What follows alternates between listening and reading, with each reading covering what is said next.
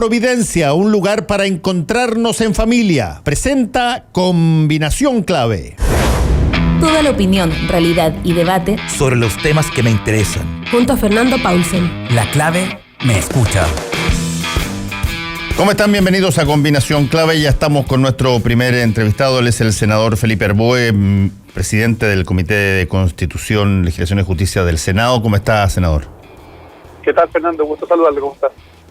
Bueno, la verdad es que un poco perplejo por algunas de las cosas que han pasado cuando se estaba anunciando ya un acuerdo finiquitado y se estaba avanzando muchísimo. De hecho, se culminó ayer con un acuerdo en lo social y además con el despacho del presupuesto 2020.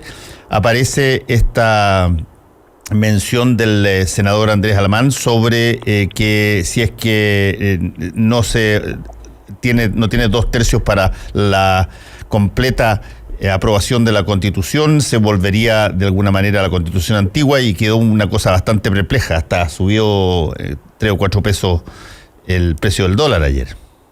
Mira, yo creo que la responsabilidad de Andrés Alamán es francamente impresentable. Lo digo porque él sabe, él tiene claridad absoluta que lo que acordamos no fue eso, y de hecho lo ha dicho también Mario Desbordes, lo dijo Ena Bombaer. Yo entiendo que Andrés está haciendo un juego, que es un juego interno de su partido, que es tratar de levantarse como una oposición más dura a la que está construyendo constructivamente Mario Desbordes.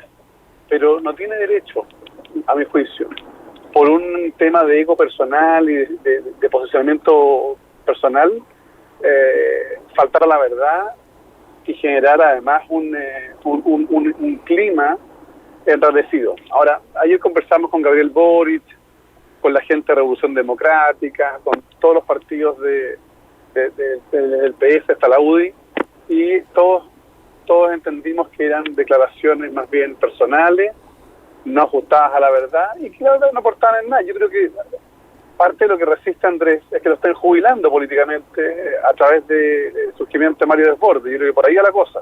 A ver, pero es natural, tú sabes. Pero a ver, tomémonos un tiempo aquí. A ver, si eso, como usted lo señala, fuera tan efectivo y todos lo estuvieran tan claro, esto hubiese durado la media hora que se demora todo el resto del oficialismo para ponerse de acuerdo y decirte que lo que está diciendo Andrés Alamán no es lo que corresponde, pero no ha pasado eso. No, pues ya pasó eso. Ya Desbordes salió a decir que no, Ena Bombaer también aclaró sus dichos, Evópolis dijo lo mismo. Ya, lo que pasa es que, ojo acá. A ver. Acá hay un grupo, hay una operación de un grupo de derecha más dura, dentro de los cuales está Andrés Alamán, José Antonio Kast, y por otro lado el Partido Comunista, que quieren que este acuerdo fracase. Y la verdad es que yo creo que hacer fracasar o intentar hacer fracasar el acuerdo más importante de los últimos 40 años, no sé, yo creo que eso no corresponde, y creo que eso más no va a ocurrir. Estamos conversando con el senador Felipe Arboe. Senador, ¿no debiera haber ¿qué le daría a usted garantías de que este ruido que introdujo el senador Alamán ya deja de tener cualquier tipo de validez? ¿No debiera pasar algo al respecto? No, que yo creo que ya no tiene ninguna validez. Mi percepción es que él lo ha tratado de agrandar, insisto, para buscar un reposicionamiento interno que perdió a manos de María Desbordes, pero ya los presidentes partidos, que son los que cortan al final del día haciendo jerga política, están todos. Senador, se nos cortó el contacto. ¿Sí? ¿Aló? Sí, ¿Aló? Ahí estamos, sí. Sí, lo que te digo es que al final del día son los presidentes de los partidos los que acordaron esto, y mientras todos los presidentes de partidos tengan claro el problema, por tanto, sí que de la Constitución 80. Perdón, senador, ¿está con el parlante abierto? O... No, ya. No. Ahí se nos cortó, ahora sí que vamos a tener que retomar la llamada. Estábamos conversando con el presidente de la Comisión de Constitución, Legislación y Justicia del Senado, Felipe Arboe, que fue uno de los también firmantes, uno de los miembros más directamente responsables de lo que fue el acuerdo. Ahí sí. Ahí sí. Sí, no, disculpa, lo que pasa es que estoy en Concepción, acabo de aterrizar en Concepción. Okay. Oye, lo que te decía, Fernando, es que si Andrés quiere defender la Constitución del 80 y ponerse en la lógica de José Antonio Cast, tiene todo el derecho, si es parte de la democracia, y para eso tiene que levantarse temprano, en abril, e ir a votar por el no, pues, y defender la Constitución del 80, pero mira, al final del día los presidentes de partido acordaron algo muy importante. Yo valoré mucho la generosidad de los presidentes de partido, y déjame decirte que de verdad, y tal como lo dije, te lo dije el fin de semana, yo creo que de verdad estamos hablando del acuerdo más importante de los últimos 40 años. O sea, el hecho de que vayamos a tener un plebiscito donde los ciudadanos vayan a elegir, uno, el mecanismo para modificar la Constitución, para cambiar la Constitución, y segundo, tengamos una Constitución que parte de cero, yo creo que es un hecho que muchos no soñamos ver, por lo menos en esta época. Sí. Y la verdad que eso es muy relevante. Y no vamos a aceptar que por un intento de reposicionamiento político de un dirigente, eso se ponga en riesgo.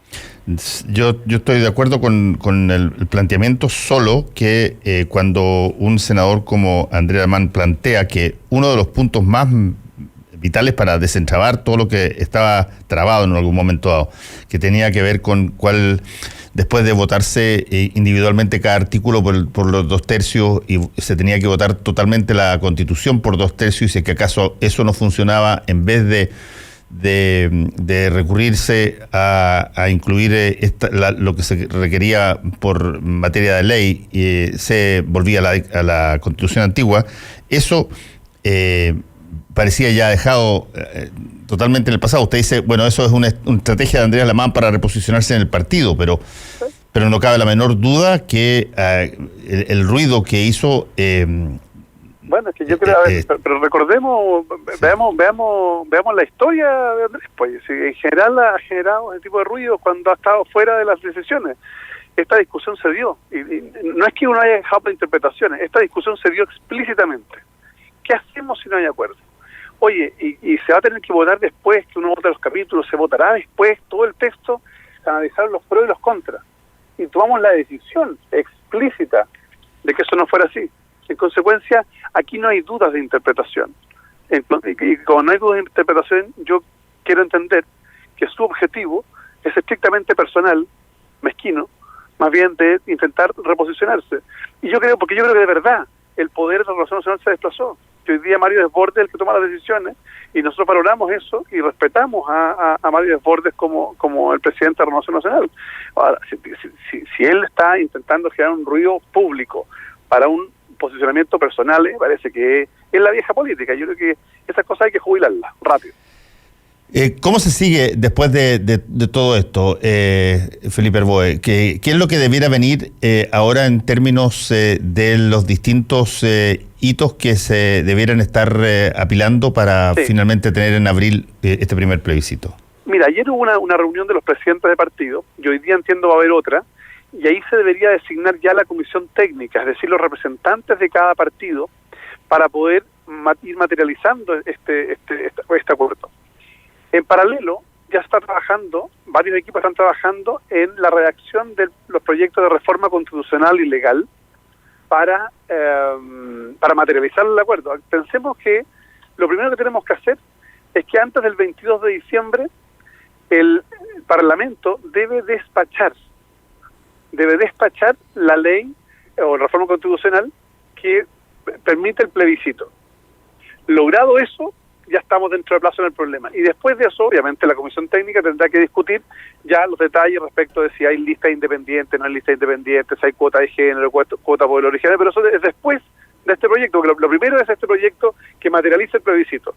Y ahí vendría, obviamente, porque eso es lo que nos ha dicho el CERVEL, y ahí estaríamos en tiempo de realizar el plebiscito. Y mientras se desarrolla esto, obviamente se conversa respecto a los mecanismos, los detalles, digamos, en particular de cada uno de las eventuales opciones, porque podría ocurrir que se apruebe la convención constituyente, es decir, con 100% electo, o podría ocurrir que la convención mixta. Entonces, en ambos casos tienen que ponerse de acuerdo la comisión técnica. Estamos conversando con el senador Felipe Herboe. Senador, hay 2 o 3 puntos que son bien interesantes y que han surgido a raíz de este acuerdo. Uno de ellos es un movimiento bastante fuerte que ha surgido porque en el plebiscito de entrada, es decir, el que va a determinar si se quiere o no se quiere una nueva constitución y el mecanismo, tenga también voto obligatorio, digamos. ¿Cuál fue la razón por la cual en ese particular plebiscito se dejó el voto voluntario y se aplicó el voto obligatorio solamente para el plebiscito de salida? A ver, partamos de la base, Fernando, que hoy día tenemos voto voluntario. Sí. Nos gusta o no nos gusta, y eso es una realidad. Nosotros planteamos la idea de que pudiéramos reponer el voto obligatorio permanentemente, y resulta que la derecha nos dijo que no era el momento de reponer eso. Luego le dijimos, bueno, entonces si no vamos a reponer eso, hagámoslo para el plebiscito de entrada y el plebiscito de salida. Y nos dijo la derecha nos dijo que el plebiscito de entrada no, porque está muy encima, no alcanzaban a hacer los estudios necesarios para hacerlo, eso fue lo que nos dijeron, y finalmente se acordó solo para el plebiscito de salida, que fue lo que logramos acordar, digamos, para efecto de que el texto constitucional emanado de la Convención Constituyente o los organismos que se haya aprobado tenga una alta legitimidad. Pero evidentemente tenemos que dar la discusión respecto de el voto obligatorio. Yo soy partidario que tengamos voto obligatorio, porque creo que la experiencia del voto voluntario no ha sido buena, y por tanto es una discusión que vamos a tener que seguir dando. Sí, ahora, ¿no debiera ser una institución técnica como el CERVEL la que debiera calificar si se alcanza o no se alcanza a tener voto obligatorio para el plebiscito de entrada? Estoy muy de acuerdo. Yo creo que al final del día estábamos en presencia más bien de una falta de voluntad. Y como usted sabe, cuando uno trata de llegar a acuerdos, hay que ceder. Y la verdad es que, nos habría encantado que tuviésemos voto obligatorio, pero lamentablemente no lo logramos. ¿Y no hay posibilidad de corregir eso? Si es que hubiese voluntad. Bueno, no lo sé. Si la Comisión Técnica así lo decide y los partidos se ponen de acuerdo, o sea, yo feliz, porque más, imagínense, pero eso va a depender de ellos. Ahora, hay otro punto que también ha surgido muy fuerte y que tiene que ver con la posibilidad de que el voto en el plebiscito de entrada se establezca una asamblea constituyente, que se llama en este caso Convención Constitucional. Ahí hay una situación que varias personas han reparado en el sentido de cómo darle una situación de competitividad mejor a los independientes que postulen a montones de ciudadanos que eventualmente trabajan en territorio, que están de la sociedad civil organizada, que no son militantes de partido, entendiendo que los partidos funcionan en listas y los independientes tendrían que competir de a uno con toda la lista. ¿Qué posibilidades hay de eso? A ver, sería lo ideal, y esta es una opinión muy personal, Fernando, porque yo no represento en esto al partido necesariamente, hay una posición que el PPD va a tener, pero en mi opinión personal, yo creo que sería ideal que tuviésemos participación de independientes, porque eso permitiría oxigenar, digamos, quienes participen, pero también dar oportunidad a muchas personas que, teniendo ganas de participar en un proceso constituyente, no se sienten representados por ningún partido de los actualmente existentes. Así que a mí la persona me parece muy bien, pero eso también será definición de la Comisión Técnica. Aquí por Twitter Alexis Navarro hace una pregunta, dice si el Congreso reforma la Constitución para permitir el plebiscito, que eso tiene que suceder, tiene que haber una reforma para que se produzca el plebiscito de entrada, porque eso no está contemplado en la Constitución, así que hay que reformarla primero. Pregunta Alexis, dice, ¿existe posibilidad de veto por parte del presidente de la República?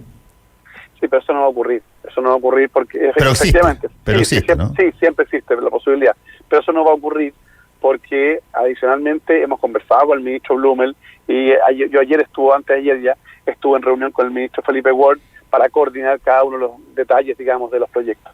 Ya, pero el presidente de la República está en estos momentos acusado constitucionalmente y probablemente las condiciones, incluso hasta personales y psicológicas del presidente, pueden haber cambiado.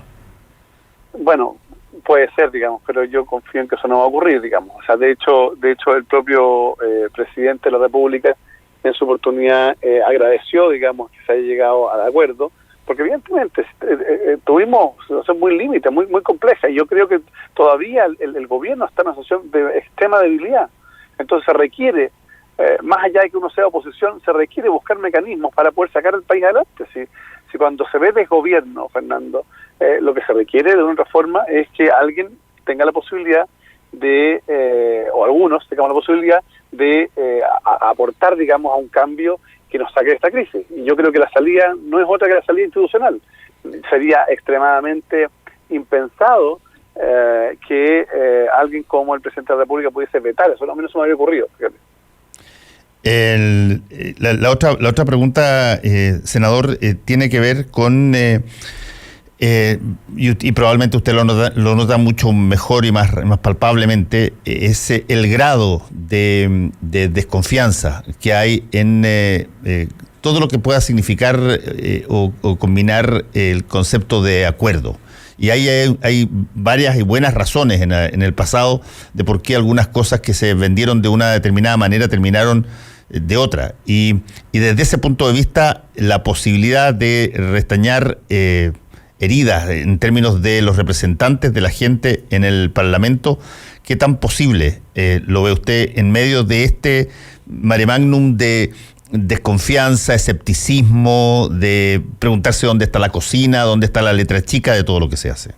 A ver, yo creo que evidentemente hay una historia que permite establecer ciertos grados de desconfianza, porque no se olvide que todos los acuerdos que se realizaron durante la democracia estaban amparados en lo que se llama la trampa del consenso, que no era otra cosa que un chantaje de la derecha, que sobre un texto escrito obligaba a la mayoría a asumir acuerdos que en la práctica eran transacciones menores, pero sin temas estructurales. Para decirlo de manera fácil, la concertación tenía que llegar a acuerdos sí o sí, porque si no la derecha, con el derecho a veto que tiene por el texto constitucional, no permitía avanzar. Entonces, claro, los acuerdos que se hicieron fueron acuerdos algunos relevantes, con la eliminación de los senadores designados, la reducción de potestad del Consejo de Seguridad Nacional, que el presidente pudiese remover las comandantes en jefe, está bien. Pero en los temas estructurales, de fondo, eso no se tocaron, y no se tocaron porque la derecha nunca lo permitió. Hoy día que el gobierno está completamente débil y la democracia estuvo inestable, y insisto en esto, mi percepción es que la situación cambió. Y yo entendiendo el fundamento de la desconfianza basado, como digo, en lo que acabo de señalar, creo que hay que dar una oportunidad. Los que estuvimos sentados en esa mesa, principalmente somos de una generación nueva. Segundo, de verdad hemos hecho un acuerdo que legítimamente creemos que le va a cambiar la historia a este país, porque vamos a tener un nuevo texto constitucional, un nuevo pacto social, y no hay letra chica. Claro, alguien dijo, oye, pero es los 2/3, mire, ¿sabe qué? Los 2/3 sobre texto en blanco, como lo explicamos el fin de semana, no es lo mismo que el 2/3 en texto escrito. Incluso constitucionalistas más de izquierda, digamos, así lo han refrendado.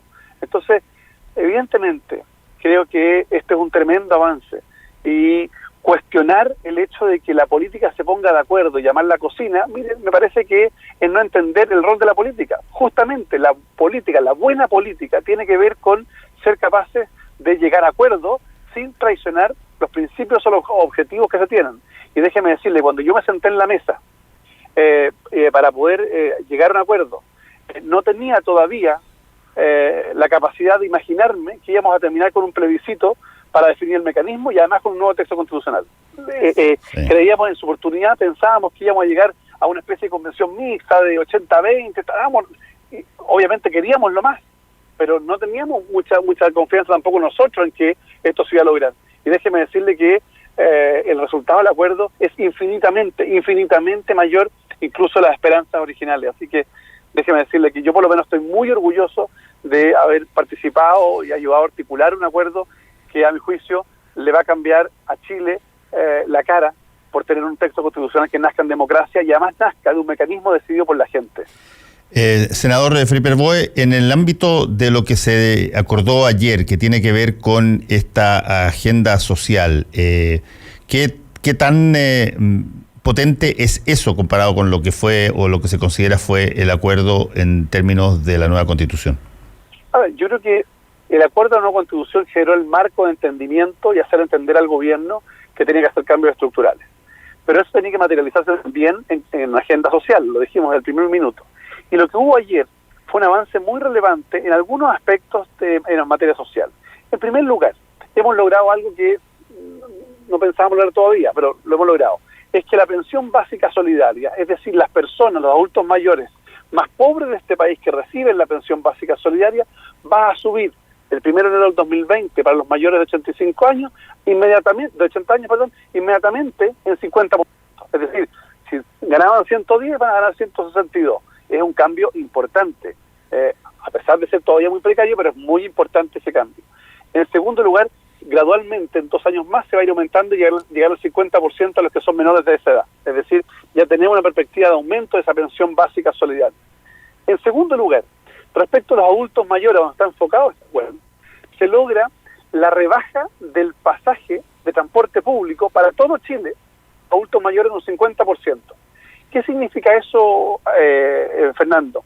Que lo que hoy día se aplica en el metro para la gente de Santiago, lo vamos a poder replicar en todas las regiones de Chile, en la región de Ñuble, Biobío, Arauco, en todas las regiones. Y eso es súper importante porque el transporte público en regiones muchas veces es extremadamente caro en comparación con los sueldos que hay. Tercero, adicionalmente, se establece un procedimiento para la rebaja de los medicamentos, del precio de los medicamentos. Mi percepción, y lo que yo aspiro, es que tengamos una banda de precios. Y se establece ahí que se va a discutir un mecanismo en el Parlamento. Pero adicionalmente se establece, por ejemplo, que un conjunto de medicamentos que hoy día, que los cubre el GES, pero que no están disponibles en los consultorios, van a ser incorporados. Y adicionalmente aumentamos el per cápita. ¿Eso qué quiere decir? Que la plata que el Estado le va a pasar a los municipios para financiar la salud de cada uno de sus habitantes va a ser 10% mayor que la que teníamos hoy día. Probablemente es insuficiente, es cierto, pero vamos avanzando. ¿Se fija? O sea, creo que estamos materializando. Esto le va a significar un cambio desde el punto de vista de la vida cotidiana a los adultos mayores. ¿Qué nos falta todavía? Nos falta el salario mínimo. Tenemos que mejorar el sueldo mínimo, no solo en un ingreso mínimo garantizado, digamos, sino que también tenemos que ser capaces de mejorar aún más el sueldo líquido, digamos, ¿no? Pero eso tiene que ir apalancado también con una agenda económica para poder apoyar a las pequeñas empresas, porque es re fácil decir aumente el sueldo, pero si la pequeña empresa, el comerciante de la esquina, digamos, no tiene cómo financiarlo, va a tener que cerrar. Entonces hay un apoyo del Estado a la micro y a la pequeña empresa. Déjeme hacerle una pregunta, sí. Senador, en lo que tuvo usted como cargo durante 4 años como subsecretario de Carabineros desde el 2002 al 2006. ¿Cómo ha estado viendo esa institución que usted conoce? Usted fue subsecretario de ella y particularmente hay bastantes cosas que son bien difíciles de entender. Por ejemplo, que todo lo que ha ocurrido en torno a los balines, que no se perciba o no se sepa o se tenga una idea totalmente distinta a la que finalmente se acepta que es la realidad, sobre las municiones que se usan, sobre la calidad de aquellas, ¿qué tanto, y sobre el proceder en general de Carabineros, usted los conoce bastante bien por dentro? A ver, Fran, yo creo que si hay algo que esta crisis nos dejó también, digamos, más allá de las lecciones sociales y políticas, es que no tenemos una policía que esté a la altura de las circunstancias. Creo que Carabineros requiere de una cirugía mayor, que tiene que ver con formación, con preparación, con tácticas, con técnicas, que tiene que ver con una cultura organizacional, que tiene que ver con procedimientos, con tecnología, con logística. De verdad, mi percepción es que la institución no dio el ancho para hacerse cargo de una situación de esta magnitud. ¿Hay consenso en todas las fuerzas políticas, incluyendo la derecha, para eso que está hablando? Yo no sé si hay ¿No se ha conversado eso? Yo he estado en algunas conversaciones. Quiero contarle que prontamente, la próxima semana, voy a convocar a una reunión transversal políticamente, pero también académicamente, para que iniciemos una profunda reflexión y hagamos una propuesta de una nueva policía para Chile. Nosotros necesitamos que Chile tenga una policía que sea capaz de controlar el orden público de manera eficiente y con respeto a los derechos fundamentales. Una policía que no esté cambiándose los nombres de los uniformes con el objeto de evitar ser identificado, porque evidentemente cuando se producen abusos graves se intentan esconder. Eso no creo que eso sea lo adecuado de una democracia. Me tocó estar trabajando con policías en Inglaterra, en España, en Francia, y la verdad es que ya he conversado con algunos amigos míos que están allá y les he pedido ayuda para que tengamos la posibilidad de tener una reforma profunda a nuestra policía preventiva. Terminar, por cierto, con la labor investigativa de Carabineros, cuando reclaman y dicen, mire, somos pocos, hay muy poco, bueno, pero hay más de 3.000 carabineros que están dedicados a investigar, cuando eso debería ser labor exclusiva de la Policía de Investigaciones. En consecuencia, se requiere una reforma completa. No es lo mismo enfrentar una situación de seguridad en Santiago, en una población donde hay mucho narcotráfico, que enfrentarla en un lugar donde es una zona rural, donde los problemas son de abigeato, por ejemplo. Pero tampoco es lo mismo enfrentar una manifestación de orden público de estudiantes pacífica o de manifestantes pacíficos, que estar enfrentados a una situación donde hay evidentemente violentistas participando y a la vista y paciencia de todas las personas, incluso de los medios de comunicación, se ve la incapacidad de Carabineros de poder distinguir entre el manifestante pacífico y el violentista y sacarlo de circulación para legitimar y para cuidar incluso a los que están manifestándose. Entonces, una de los argumentos que tiene el propio Carabineros para explicar buena parte de su comportamiento tiene que ver con que la escalada de violencia ha sido inusitada, digamos, no es unas muestras de saqueos o vandalismo, dice Carabineros, que se vean cotidianamente en Chile, sino que han sido muy altas y por lo tanto, además de tener una serie de bajas en términos de personas golpeadas y personas heridas, la forma en que estalló la situación y cómo se generó la situación de violencia no tiene un parangón reciente, digamos. Estoy muy de acuerdo, por eso mismo, dado que esto no existía, no estaban preparados, y dado que ahora existe, hay que buscar un mecanismo para poder adecuar los procedimientos, las técnicas, las tácticas, la inteligencia, la tecnología, para poder trabajar esta materia, porque ya sabemos que existe. Hasta hace 35 días no sabíamos que existía o que podía existir esa magnitud de violencia y de las alianzas que se han producido en esta materia para generar inestabilidad. Ahora, dicho lo anterior, también resulta fundamental que tengamos un mecanismo de cambio, sobre todo de formación. Aquí se requiere trabajar fuertemente en una formación policial completamente distinta, porque también esto es injusto que uno vea la cantidad de carabineros heridos. La pregunta es, bueno, ¿por qué se producen tanto? ¿Por el estallido de violencia? Sí, pero ¿no será que a lo mejor las técnicas de procedimiento no son las adecuadas? La otra pregunta, ¿por qué utilizan balines escopeta antimotines si hay dudas respecto de sus elementos de origen? No pueden tener elementos de origen. Cuando una policía que ejerce la función en representación del Estado tiene que tener claridad respecto de los elementos que está utilizando desde su inicio, y no puede ser esto que solo sea, mire, nos equivocamos, parece que el proveedor nos mintió, nos engrupió, digamos, no era lo que pensábamos. No, eso no puede ser. Cuando hay más de 200 personas con pérdida de globos oculares, esto debió haberse parado antes. Se le dijo antes a Carabineros y no lo hicieron. Pues por último, ¿siente usted un planteamiento relativamente transversal sobre esta materia que afecta a Carabineros? Sí, yo creo que hemos ido conversando, por lo menos yo he ido conversando con varias personas que han tenido relación con los temas policiales y creo que evidentemente tenemos un diagnóstico común de que se requiere una profunda reforma a la policía, sin afectar probablemente su esencia, pero sí en materia de información, insisto, técnica, sobre todo de inteligencia. Creo que tenemos un problema muy delicado. Las malas decisiones tomadas el año pasado y antepasado generaron este cuadro de completa ceguera frente a lo que estaba ocurriendo y sobre lo que ya había ocurrido también, y eso obviamente no es adecuado porque la autoridad, el país requiere tener información oportuna para poder adoptar decisiones adecuadas. Senador Felipe Orboe, muchas gracias por este contacto con Combinación Clave, que le vaya bien. Gracias a ti, Fernando, buen día, hasta luego. Para hacer un buen negocio necesitas ser un gran anfitrión. Para organizar un seminario